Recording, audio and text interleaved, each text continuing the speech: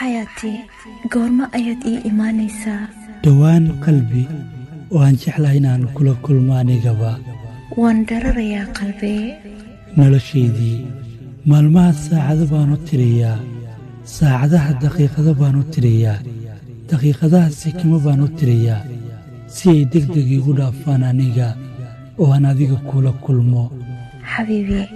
maalinta koowaad ee aynu kulano maxay kaaga dhigan tahay aad bay ugu weyn tahay oo waa maalin aan helayo farxad oo dhan waa maalin aan xitaa farxad leelimeyn doono weliba adiga daraadda xubbi ilintaada ma xamili karaayo waxaan rabaa oo keliya inaan dhoolacadayntaada ku noolaado macaanto nolosheeda farxaddeedaba adigaan kugu arka xayaatii waxaad isiisa jacayl farxaddiisii oo dhammi nolosheedii waxaad iga dhigatay dheeman aad koolkoolisid xabiibtii waxaan kugu bartay nolosha macaanteeda oo dhan waxaadna iga dhigtay faraxsane dareemahayga oo dhammi baa tahay qalbiyo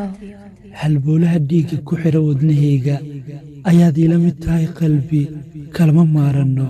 dhammaanteen isku neef baynu nahay